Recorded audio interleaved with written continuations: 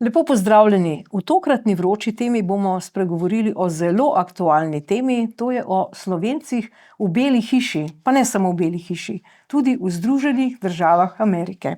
Z nami je profesorica doktorica Metka Zorc, predsednica uprave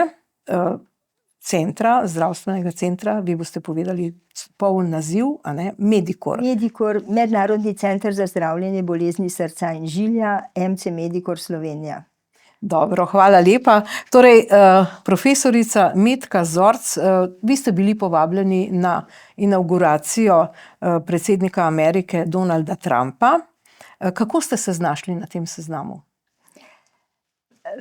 Pravzaprav je bilo to povabilo res nekaj posebnega, vsaj zame osebno. In je pač v dolgih letih prijateljevanja z družino Knaus nekako smo bili povabljeni na ta res poseben dogodek. Povabljeni ste bili vi, pa tudi vaša sestra, pa njen soprog, pa vaša dva nečaka, to se pravi... Moja družina iz Slovenije in tudi moja družina iz Amerike. Tam imam v Washingtonu 5 bratrancev in sestričen in še 4 živijo na Floridi. Res pa je, da je moj stric Frank Zorc bil velik podpornik Donalda Trumpa že v prvi predvolilni kampanji. Na Floridi je bil eden od organizatorjev kampanje in izjemno goreč podpornik. Tako da te povezave obstajajo desetletje nazaj. Na žalost je umrl v času, ko se je kampanja zaključevala ob prvih volitvah. Je bil pa resnično posebna oseba, ker je bil kot narodni heroj v vojni v Koreji, dobil posebno priznanje ameriške vlade in tudi počiva na Arlingtonu, kjer so pokopani ameriški heroji. In iz tega obdobja tudi pač povezave z družino Zorc, ki so dejansko vsi posebne osebe. Bratranec je abdominalni kirurg, ima v Washingtonu svojo kliniko, poleg tega deluje tudi na fakulteti. In Frank Zorc je izpostavljen arhitekt, ki je resnično zanimiva oseba tudi z tega stališča, da je oblikoval del Disney Worlda, Fort Wilderness, živel med Indijanci in potem to njihovo kulturo prenesel v Disneyev svet. Še bolj pa je zaslovel, ko je posvojil 11 ruskih otrok, celo družino iz Rusije, pred 15 leti. Sedaj so otroci že vsi odrasli, ampak to je res bilo nekaj posebnega, tako da je bil popularen v Ameriki kot resnično človek, ki je posvetil del življenja tudi vzgoji teh otrok.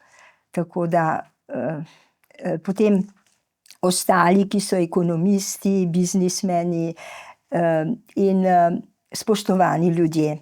In prav zaradi tega smo dobili povabilo tudi na vse prireditve, plese in posebna srečanja v času našega obiska v Washingtonu. To je bila velika čast, ne? Glejte, jaz sem to resnično hvaležna, predvsem gospodu Viktorju Knausu, ker smo doživeli teh 5 dni v Washingtonu, da jih težko opišem. Bilo je vzdušje nabito s pozitivno energijo, tako do predsednika Trumpa, kot tudi do bodočega razvoja Amerike.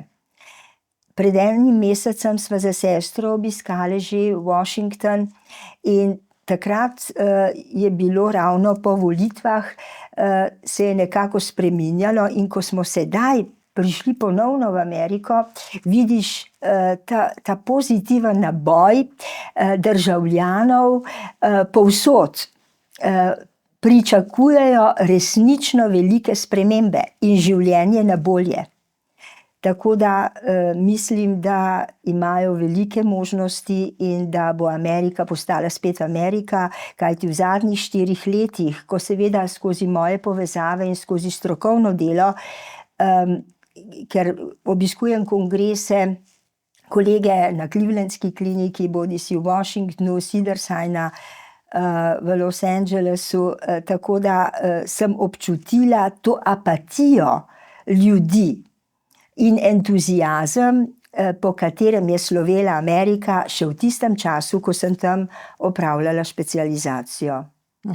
Kje ste pa opravljali specializacijo? Na Clevelandski kliniki, ki je pravzaprav še danes najboljše mesto za srčno kirurgijo in kardiologijo na svetu. Čeprav sodelujem tudi z drugimi ustanovami, tako v Washingtonu, s profesor Fustrom v New Yorku, s profesorjem Saidal-Karom v Kaliforniji, profesor Dipti Čaporja isto v Kaliforniji, tako da imam velike povezave, ki mi koristijo pravzaprav pri zdravljenju mojih bolnikov. Na žalost se zgodi, da kar nekajkrat potrebujem njihovo pomoč, predvsem, ko odkrijemo nenavadno bolezen, in je vsaka konzultacija, odnosno nasvet izjemnega pomena, kar mi omogoča, da tudi našim bolnikom nudimo resnično dobro zdravljenje in da jim omogočimo to, kar bi dobili tudi v tujini. Kako pa se je vaša družina znašla v Ameriki? Družina v Severni Ameriki so izseljenci med prvo in drugo vojno. Odšli so pretežno zaradi ekonomske situacije, ki je bila takrat v Evropi. Moja družina v Južni Ameriki pa je odšla po drugi vojni in tudi imam stalne povezave z njimi in tudi oni so mi omogočili izobrazbo na eni najbolj prestižnih ustanov na svetu, Favaloro Foundation. Oče koronarne kirurgije, René Favaloro, je bil prijatelj moje tete in tako sem imela to posebno možnost, da sem del svoje strokovne poti opravljala pri njih. Na to sem seveda zelo ponosna, ker je profesor Favaloro obiskal našo inštitucijo, obiskal Slovenijo, imel predavanja za naše kolege, kar je bilo zelo, zelo pomembno. In njegovo delo ter naša sodelovanja nadaljuje njegov nečak Roberto Favaloro, ki je tudi član našega strokovnega nadzornega sveta v kliniki in budno spremlja naše delo. Rezultati se pregledujejo enkrat letno, transparentno, pošteno in upoštevamo seveda vse sugestije, pripombe, če bi bile. In mislim, da smo zaradi teh povezav tudi v slovenskem prostoru postavili inštitucijo, na katero smo lahko vsi ponosni. Mi smo ponosni na naše delo. In to, kar se dogaja sedaj v času brutalnih napadov na našo ustanovo, na našo ekipo, je izjemno krivično. Predvsem tudi kolege v tujini moti tudi to. Verjamem, da je vsaka smrt zelo boleča. Vsi smo izgubljali starše, vsi od nas smo se srečali osebno tudi s težko boleznijo svojih svojcev in smrtjo. Vendar nikoli nismo obtoževali zdravnikov. Gospa, ki je bila operirana v naši ustanovi in zaradi katere že 1,5 leta trpi celoten naš kolektiv, je imela posebno bolezen v področju dela srca, ki z nobeno diagnostičnih metod ni bila prej dokazljiva. To se je ugotovilo šele na sami obdukciji in histološka diagnostika je tisti pravi izvid, ki potrdi, odnosno ugotavlja vzrok smrti. Sicer je imela zelo bolno ožilje, tako da je bila operacija nujna. Poleg dodatne bolezni, ki jo nismo pričakovali, pa je na žalost prišlo do rupture, razpoke v desnem srcu in nenadne krvavitve. To je isto, kot če se zaletite z avtomobilom nepričakovano. To ni rešljivo. So določena obolenja srca in žilja, ki povzročajo nenadne dogodke. In zato je kriv bolezenski proces, niso krivi zdravniki. Mi samo pomagamo reševati življenja. Srčna kirurgija velja za kraljico medicine. Je najbolj zahtevno področje medicine. To ne govorim zato, ker se mi ukvarjamo s tem. Ampak dejansko, kogarkoli lahko vprašate, vsi bodo povedali enako. Srčna kirurgija ni enostavna. Vedno je zvezana z določenimi riziki, ki jih bolniku predstavimo transparentno. Morda, če bolniku predstaviš, da je riziko 1%, misli, to ni nič. Samo to pomeni, da od 100 bolnikov umre eden. Če je mortaliteta 2%, umreta 2. Ampak ne zaradi našega neznanja ali naše napake. Mi smo ponosni na rezultat zdravljenja v naši ustanovi, ki ga predstavljamo v tujini, na svetovnih in evropskih kongresih. Zato smo dobili številna priznanja in ni klinike na svetu, ki ne bi imela v statistiki smrtnih izidov.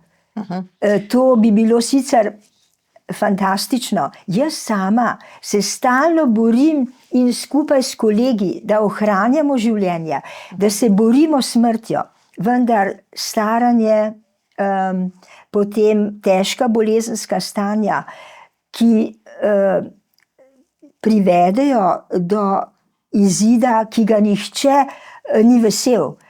Mi smo v tem slučaju utrpeli resnično zelo veliko žalostnih trenutkov in krivic, predvsem tudi strani obnašanja svojcev omenjene gospe, ki je bila simpatična oseba in so jo naši v ekipi imeli radi in so ji na vsak način hoteli pomagati. Jaz sem jo sama videla enkrat, ker me v tistem tednu ni bilo, vendar vem, da so storili vse, da ji ohranijo življenje. Če veste, da je eden od kolegov, ki je gospo zdravil, utrpel miokardni infarkt po tisti težki reanimaciji, potem vam je vse jasno, da nam ni bilo vseeno. No, lejte, tu na tem obisku v Beli hiši, to so lepi posnetki Bele hiše, na nekaterih ste tudi z gospodom Boscarolom. Torej, povejmo, da poleg vaše družine je bil tam tudi gospod Ivan Kralj in njegov sin, pa seveda tudi Boscarol. To se pravi, vi ste bili povabljeni iz Slovenije. Zdaj prisluhnimo, kako je gospod Boscarol opisal ta obisk na tej inauguraciji. Mislite, da bi vam uspelo povezati državi tudi drugače, se pravi nekako v Trumpovih očeh očitno, po vaših besedah sodeč, dvigniti kredibilnost Slovenije, ali pa vsaj morda očitno imate dobra poznanstva, predvsem z gospodom Knausom pravite, morda spraviti predsedniški par v Slovenijo na vsaj neuraden obisk? No, jaz mislim, da največ možnosti tukaj ima dejansko profesor dr. Zorčeva, ki je tudi zorganizirala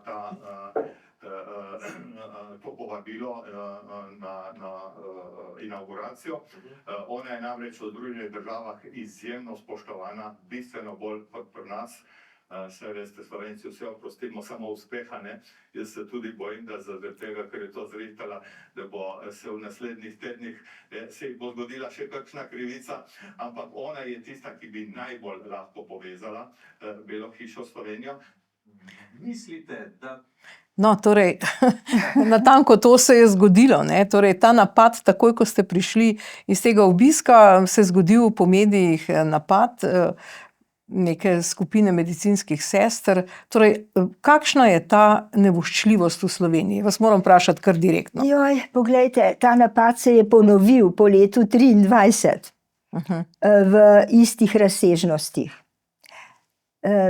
žal mi je, da Slovenci ne moremo preseči zavisti, ne moremo preseči nasprotovanja in blatenja eden drugega. Jaz osebno nikoli v življenju ne govorim neresnic in ne govorim ničesar o nekom, ki ga ni zraven. Vedno sem imela strategijo v življenju, da povem vsakemu in da se pomenim s človekom. In druga stvar, Slovenija je tako lepa dežela. Mi bi lahko napravili tako zgodbo, boljše od Švice, boljše od drugih, če bi sodelovali med seboj. Verjemite, da mene ne zanima vaše politično prepričanje. Ravno tako me ne zanimajo te razprtije. Mi moramo preseči to in pozitivno energijo zbrati za to, da bomo vsi živeli boljše in lepše, da ustvarimo deželo, kjer bo na prvem mestu poštenost, pravičnost in kjer bomo organizirali skrb eden za drugega. Čakalne dobe na področju zdravstva so žalostni del resnice današnjega časa in so popolnoma nepotrebne.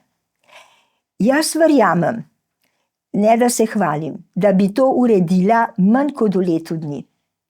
Imam načrt v glavi, kako se to uredi. Vendar na žalost nisem bila poklicana niti, da bi me vprašali. Čeprav imam organizacijske sposobnosti, povezovalno energijo, na mojih konferencah, medicinskih, vedno sodelujejo najuglednejši strokovnjaki s področja kardiologije in srčne kirurgije. Pa ne, da se sedaj hvalim, to je resnica, ker povezujem ljudi in tudi delam ogromno. Kajti brez dela rezultatov ni spoštovanja kolegov iz tujine, nikakor ne. Vsi ti, ki so bili pripravljeni s predavanji prenašati znanje v našo ustanovo in na slovenska tla, so se vedno potrudili. In eden največjih kardiologov na svetu, profesor Fuster, je v Cankarjevem domu na predavanju dejal, da je prišel v Slovenijo samo zaradi mene, zaradi mojih sodelovanj z njim in vedno korektnega sodelovanja. Slovenci bi se morali zavedati, da ustvarimo lahko zelo lepo državo in da povemo, da se spoštujemo eden drugega. Če nekomu uspe, bi moral biti to uspeh vseh nas in da si privoščimo. Če nekomu gre dobro ali razvija neko novo metodo, sem jaz vedno navdušena. Tako sem navdušena tudi nad gospo Melanijo Trump. Povejte nam kaj več o gospe Melaniji Trump. Veste kaj? Ja. Ona je resnično posebna oseba. V ne tako kratkem življenju sem srečala veliko ljudi. Politikov, s mojo teto sem imela privilegij videti tudi člane kraljevih družin in gospa Melania Trump je resnično nekaj posebnega. Ne samo to, da je soproga Donalda Trumpa, izžareva neverjetno energijo, milino in prijaznost ter energijo, ki jo ima malo ljudi, ter dobroto. Tako sem jo jaz doživela, tako so jo doživeli tudi moji sorodniki in dejansko smo ponosni nanjo. Slovenija je nanjo lahko ponosna, kajti nikoli več ne bomo imeli prve dame. Je edina Slovenka, ki je do sedaj dosegla največ, pa tudi to, da je za svojo energijo, za svojim delom očarala Američane in da ima številne projekte, ki jih je že obelodanila in številne druge, za katere verjamem, da jih bodo uspeli, tako da je resnično nekaj posebnega. In tako kot je bila posebna njena mama in kot je poseben tudi njen oče, kajti v tej družini so oni vzgojili prvo damo sveta. In to mislim, da je potrebno povedati, da je potrebno se pokloniti tudi družini Knaus, ki so nekaj posebnega. Žalosti me dejstvo, da v Sloveniji tega ne vidimo in da se skozi neresnice, kot se lotevajo mene, so se svoj čas lotevali tudi prve dame Amerike, kar je zelo žalostno. No, na fotografijah ste tudi z gospodom Knausom, očetom Melanije, ne? Kako so potekali te dnevi, ko ste bili tam? Kaj ste se pogovarjali? Kaj ste počeli? Dnevi so bili tako fascinantni, da je o tem sploh težko govoriti. Sicer pa smo se že pred tem družili v Sloveniji in večkrat smo se videvali, tako da naše poznanstvo ni temeljilo na tem obisku, pač pa na tem odnosu, ki ga gojimo med seboj. In prijateljstvo, ki šteje. Že dolgo imate ta odnos? Kako dolgo? Glejte, jaz sem se odločila, da so to osebne stvari, a ne? In da smo resnično mnogo lepih trenutkov preživeli z družino Knaus, tako da menim, da je to pač, naj ostane to med nami. No, gospod Boscaroli je dejal, da ste vi ta oseba, ki lahko vzpostavite ta most med Belo hišo in Slovenijo. Je to res? Lahko to naredite? Glejte, jaz bi seveda vse naredila,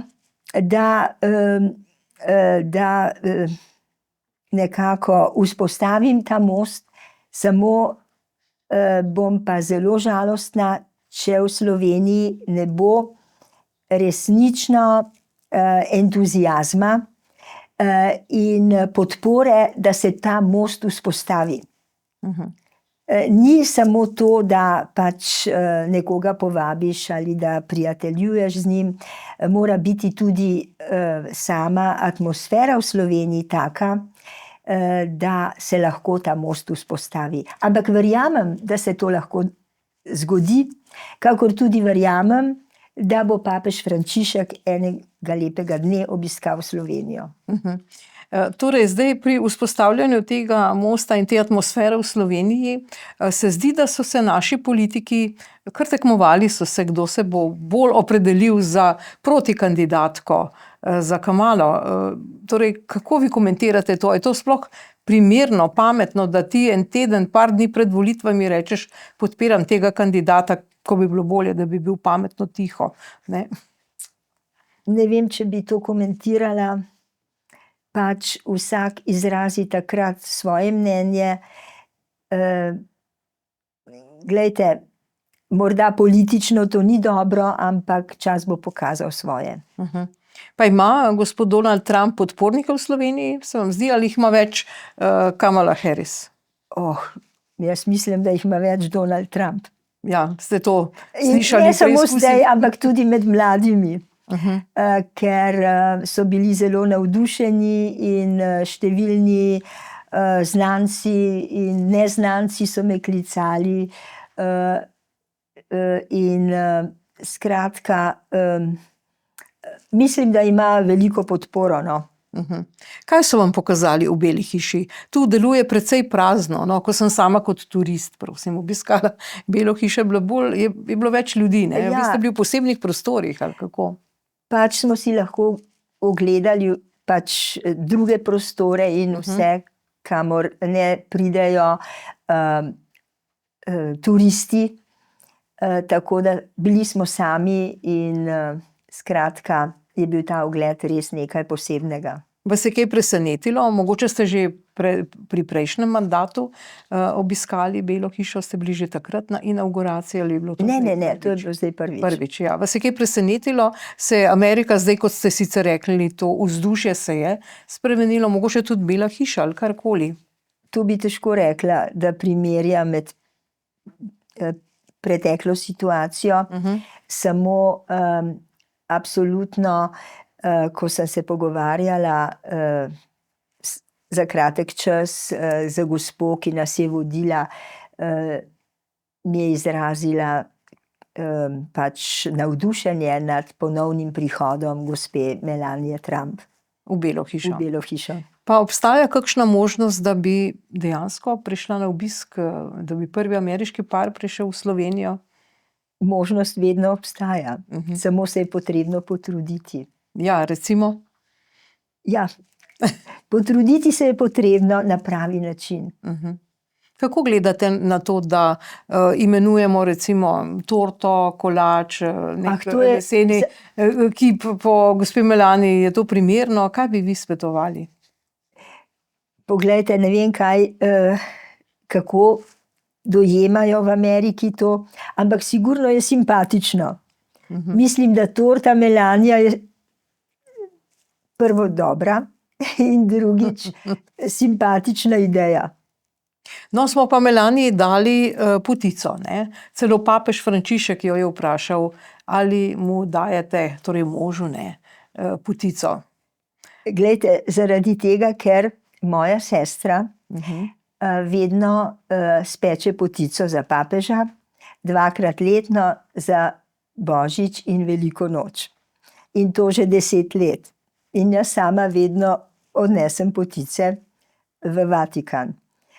In papež Frančišek ima izjemno rad slovensko potico, ker je njegova nečakinja poročena Slovenca. In njih dobro poznam še iz časov, ko sem delala na Favaloro Foundation, in v času vseh mojih obiskov se vidimo.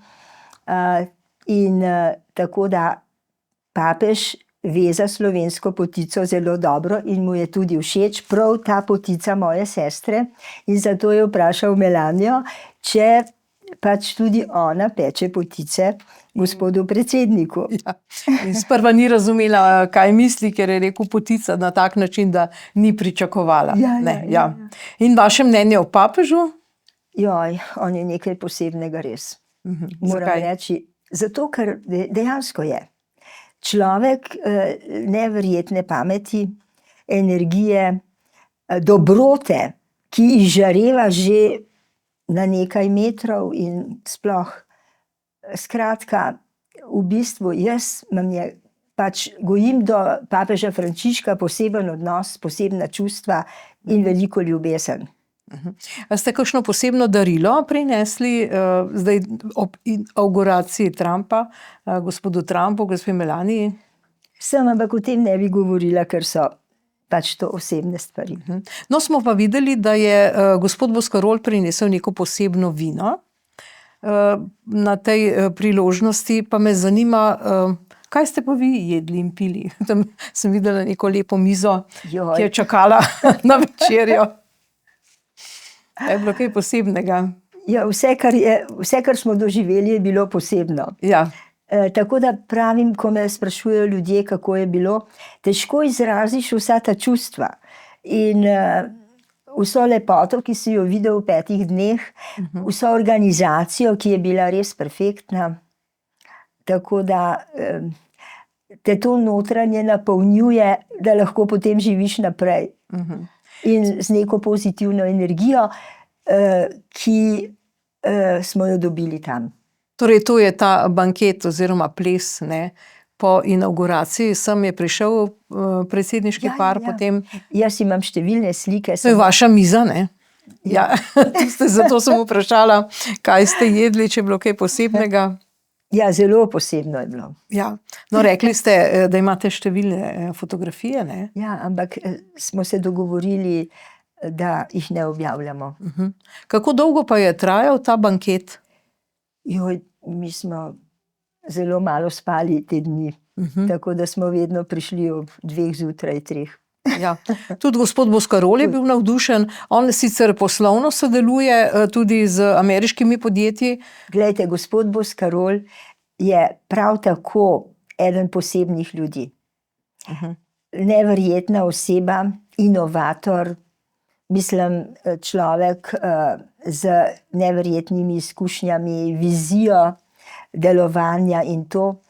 In posebno smo bili seveda ponosni, ko smo izvedeli, da je njegovo letalo postavljeno v Smithsonian muzeju v Washingtonu.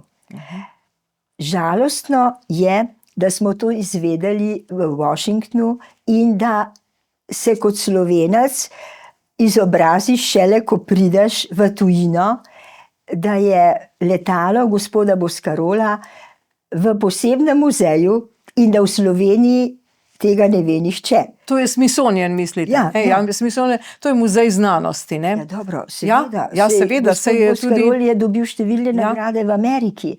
On ni neprepoznavna oseba, on je ponos Slovenije v svetu.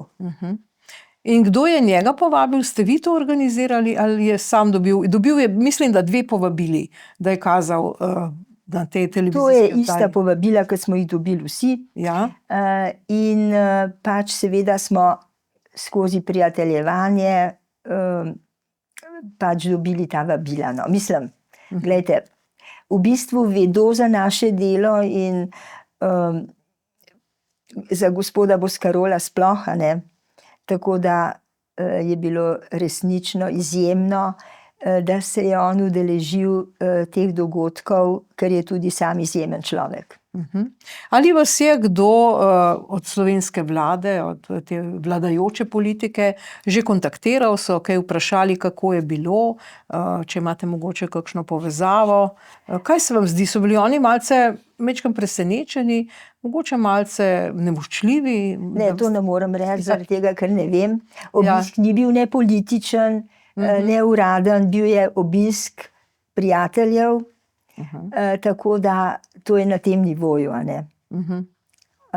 In mislim pa, da bi bilo potrebno, da se povežemo z Ameriko, kajti danes je Amerika država, ki usmerja svet. Ste srečali tudi veleposlanika Mirošiča, ki pa je bil uradno na tej inauguraciji? Ne. To pa ne. To se pravi, vi ste to spremljali v neki večji dvorani, ne v tej rotundi znani, tam je bilo premalo prostora. Glejte, to je bilo več prireditev, ampak prva je bila, je bil govor predsednika, to je bilo še v nedeljo in potem v nedeljo smo bili zvečer povabljeni na intimnejšo večerjo in to. Mi smo se pač družili z našo skupino. Tako da je prevelika množica ljudi bila, da bi se srečavali. Bili pa smo v tem krogu Trumpovih in povabljencev, tako da smo spoznali tudi druge zelo zanimive ljudi, kot so gospod Bezos in drugi. Tako, z Bezosom ste vi na eni od teh fotografij, ki jih kažemo. Ja, to sem zaradi tega, ker to pač sam gospod je rekel, ne, vi lahko pokažete sliko, ni problem. Ja. Tako da Koga vse ste srečali in spoznali? veliko ljudi. Poleg Bezosa, kakšni so ti ljudje? Ti ljudje so normalni. Mislim, mnogo ljudi si predstavlja, da ko srečaš nekoga, ki je tako bogat ali izumitelj ali recimo inovator, znanstvenik, da so to drugačni ljudje, pa ni res. V bistvu so ti ljudje izjemno prijazni, skratka, mnogo bolj kot v slovenskem prostoru. Ste srečali, Nekateri. ste srečali tudi gospoda Zuckerberga ali pa recimo Elona Muska? Ne, mislim, ampak ne tako, da bi Da bi se slikali z njim? bi se slikala z njim. Ja. Ampak ste bili pa vsi v tem prostoru. Vi ste bili tam praktično na tem plesu, tam, kjer je bil Bezos pa Elon Musk. Tako. To se pravi, to je nek zelo elitni krog. Ja, dobro. Zaprt krog bolj. No, zdaj, ko že omenjate te razmere ali pa duh časa v Sloveniji, ali kako bi človek rekel, kaj bi morali dejansko storiti, da bi bili mogoče malo bolj prijazni, pa manj nevoščljivi? Ja, to je potrebno dejansko, da se povežemo med sabo in da priznamo to, da imamo najlepšo deželo, kar jih je dejansko na enem takem majhnem mestu toliko zanimivih področji, kot dežela, morje, gore in tako dalje, da bi lahko resnično doživeli velik uspeh, če bi se povezali. To se mi zdi ključno.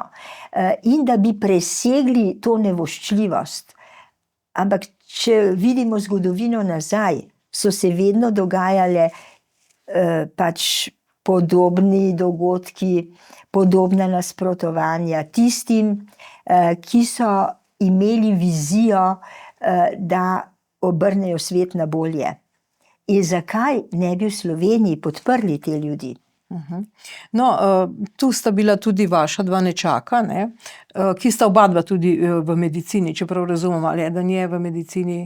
Moj nečak je eden od kardiologov, operaterjev, invazivnih kardiologov, ki je prav tako izšolan v Ameriki in je šel po moji poti, drugi je pa pravnik. Ja, in na nek način je izšolan v Ameriki, pa je prišel nazaj, ne. Koliko je teh Slovencev, tudi mladih, ki so šli, pa se ne vrnejo? Imate kakšen podatek, se kdaj srečate z njimi? Kako bi lahko povabili te ljudi nazaj? Kako bi lahko povabili? To sem preko Svetovnega slovenskega kongresa, smo organizirali večkrat tudi medicinske konference, na katere so prišli kolegi iz tujine, vendar so razmere v slovenskem zdravstvu take, da pravzaprav izgubijo voljo, da bi se vrnili. Jaz osebno sem imela številne možnosti, da ostanem v Clevelandu, v Ženevi, pri Favaloru, povabila resna, vendar sem prišla nazaj zaradi sorodnikov, zaradi očeta, mame, ker so pač nasprotovali, da ostanem v tujini, in problem je bil tudi ta psihološki, da bi enkrat na leto lahko prišel domov, ker ni to, da lahko dobiš dopust vsak mesec in da prideš domov za teden dni. Enkrat na leto se lahko obišče familijo in to je mene odvrnilo od tega, da ostanem. Čeprav v tem času, ko sem bila spet v Ameriki, sedaj v teh parih dneh, mi je pravzaprav bilo žal, da morda pa res sem naredila napako, da nisem ostala. Samo pač je to del usode in tako je prišel nazaj tudi moj nečak. Tako so prišli tudi drugi nekateri moji kolegi, na primer profesor Noč. In še nekateri so ostali v tujini, doktor Čerček, zelo škoda, da je ostal, kajti pri nas bi lahko zelo veliko dobrega napravil na področju kardiologije, predvsem v razvoju, veliko dobrega za naše bolnike. In to je tisto, kar šteje. No in zdaj recimo se obetajo spremembe, nov zdravstveni zakon. Kako vi gledate na to? Da bodo recimo zdravniki nekateri samo lahko delali tudi pri zasebnikih. Dobro, vaš center ima koncesijo, pa vendarle, kdo bo zdaj sploh lahko delal pri vas? Kako vi gledate na te spremembe? Glejte, mi imamo svojo ekipo. 4 kolegi delajo istočasno v kliničnem centru z dovoljenjem, da delajo tudi pri nas, tako da to nas ne prizadene v veliki meri, pač našo ustanovo. Samo problem pa so čakalne dobe in novi zakon bo sigurno podaljšal čakalne dobe. Zakaj? Ne vem, zakaj ne bi omogočili, da zdravniki, ki želijo delati, lahko delajo. In druga stvar, je pa potrebno opredeliti, koliko časa, kdaj, in postaviti neke norme, tako kot je v tujini. Mislim, v Ameriki je bolj strogo, ne? Tam so kar cel dan na delovnem mestu zdravniki. Ampak tudi mi smo cel dan na delovnem mestu. Ja, recimo, za vas ne dvomim, ampak včasih ima človek občutek, to je res samo osebni občutek, da mogoče v kliničnem centru pa mogoče ni tako. Poglejte, to je stvar predstojnikov. Saj, če nekdo zapusti delovno mesto, to ne more regulirati ne minister za zdravje, to je stvar predstojnikov, kako organizira delo. In če nekdo vse svoje obveznosti opravi v matični ustanovi, potem v svojem prostem času lahko dela dodatno, lahko se zabava, lahko dela medicino in pomaga ljudem. No in zdaj to ne bo tako, ne? Ja, pač bomo videli, a ne. Ja, to je res. Potrebno se je odločiti, kako naprej, in tudi kolegi se morajo odločiti, na katerem delovnem mestu bodo delali, ali v javnem sistemu, ali bodo odšli popolnoma v privatni sistem, ali bo možna kombinacija delovanja pri koncesionarjih ali ne. Škoda pa je, ker v danem trenutku mi vemo, da nimamo zdravnikov, da nimamo kadra, da nimamo medicinskih sester, in da je vsako delo dragoceno. Vsakdo, ki hoče delati, bodisi medicinska sestra, bodisi zdravnik, naj dela. Druga je stvar, recimo v deželah, kjer je veliko zdravnikov, kjer ni problem čakalnih dob, tam je bolj smotrno vse regulirati. No, ampak prav v tem poročilu o tem primeru, ki ste ga na začetku omenili, te gospe 80-letne, ki je žal umrla, je bilo rečeno v tem nekem poročilu, da mislim, da prav medicinske sestre pa drugo osebje niso znali slovenščine, niso imeli tistega največjega možnega, najboljšega izpita iz slovenskega jezika. Res je, da nekateri od njih niso napravili izpita na nivoju C1. Potem se je regulativa spremenila, tako da so zahtevali nivo B2 in so seveda takoj vsi položili ta izpit. Izpit iz slovenščine je pomemben za tiste dejavnosti, kjer imate direktno komunikacijo z bolnikom. Če je nekdo v operacijski dvorani, na delovnem mestu, kjer upravlja samo z mašinami, z strojem in nima nobenega kontakta z bolnikom, jaz osebno, striktno, resnično nisem zahtevala, ker je to tudi velik stres, te izpiti, in smo rekli, bodo naredili, ko se bodo naučili. No, in njihova strokovnost je izjemno pomembna in na visokem nivoju. Vsi imajo diplome, tudi mednarodne licence, izpiti slovenščine je pomemben, vendar ni ključen za delovanje v timu srčne kirurgije. In sicer vsi ti, ki tudi niso imeli izpita iz slovenščine, so delali pod nadzorom inštruktorjem in tistih, ki so imeli vse formalizirano in to. Tako da glejte, rezultat našega zdravljenja šteje in je rezultat dela cele ekipe. No, sej strokovnih napak za zdaj vam niso očitali, ne? Ne, absolutno ne, ker tudi ni bilo nobene strokovne napake. Ampak Administrativne? glejte, administrativne so bile in to jih bomo popravili. Pač izpite iz slovenščine so sedaj vsi naredili, to je bilo največji pač problem. Ostalo pa vsaka ustanova ima svojo strategijo zdravljenja in svoje zapise. Tako da žal mi je tudi, da nadzornice sestrske zbornice, nobeden od teh, ki so bili v komisiji, ni nikoli deloval na področju srčne kirurgije, niti ne kardiologije. Tako da je to potrebno povedati, kajti želiš si, da pride v nadzor nekdo, ki je dolga leta delal v področju srčne kirurgije, bodisi medicinska sestra v intenzivi ali inštrumentarka, in potem lahko oceni delo. Ali je ta nadzor zdaj končan? Nadzor je končan, priporočila so dana. Zgodba je zaključena, ali kako? Mislimo upoštevati. Seveda pa hčerke te gospe še vedno trdijo, da smo napravili neko napako, in z neprimernimi prijemi z uporabo vseh sredstev vodita,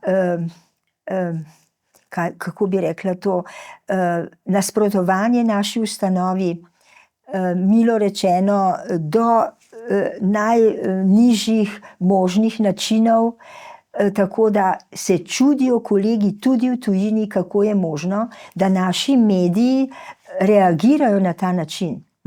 Da se posname neka oddaja z zakritimi obrazi, potem natolcevanja preko naše ustanove, krivice, ki jih doživljamo vsak dan praktično, in to že leto in pol. Mislim, to absolutno je nedopustno. No, v Financah sem prebrala, pa me popravite, če to ne drži, da vam je pravzaprav, ne bom rekla promet, ampak da ste naredili za 9,3% manj v tem lanskem letu. Ja, zaradi tega, ker sem bila pred odločitvijo sestrske zbornice, da dva sodelavca, ki delujeta na področju izventelesnega krvnega obtoka, nimata izpita iz slovenščine in da nimata licence. In to je bilo potem nekako ocenjeno kot protipravno, da bi nadaljevala delo. In to so redka znanja in vi ne morete dobiti preko noči nekoga, pa ga tudi ne morete implementirati v ekipo, ker to je zelo občutljiva zadeva, ne? Ekipa kirurška mora delovati kot švicarska ura sinhrono, tako da sem zaustavila operativni program za mesec in pol, kar je na škodo slovenskih srčnih bolnikov in seveda na škodo naše ustanove tudi. Mislim, da je to resnično nekaj nedopustnega in da je potrebno, da se organiziramo in ukrepamo, kajti nadaljevanje te zgodbe ne vodi nikamor. Poleg tega se destabilizira naša ekipa. Mi za naše delo potrebujemo mir. Mi smo imeli več kot 10 inšpekcij za vseh področji, tudi z področja recimo, ali imamo kamere v toaletnih prostorih ali ne. Štempljanja. Ja, no, to Dobro, še pride. to še pride lahko. Ampak poslušajte, neverjetne stvari, neverjetna zgodba. Pa to je bilo celo lansko leto? ali Celo kdaj? lansko leto, vse leto. In še tako, da so prihajali na neprimeren način, motili naše delo. Ampak zato imamo priče, ker v tem času, ko so tudi omenjene gospe prihajale na naš oddelek, kajti da moramo nadaljevati prvo obravnavo, se je pri nas zdravil eden od vrhunskih slovenskih intelektualcev in je pač vse to doživljal. Jaz pač nisem hotela, da ga pripeljem na kakšno oddajo in to, da izpostavljam ljudi. Vendar 30 bolnikov je bilo tam, kako so prišle z neprimernimi izrazi, napadale našega anesteziologa, glavnega kirurga, mene osebno. To so nedopustna podtikanja in dogodki, ki niso primerni slovenski družbi. Ali ste sprožili kakšne pravne postopke? Glejte, celo leto so meni kolegi svetovali in drugi pravniki, naj sprožim pravne postopke.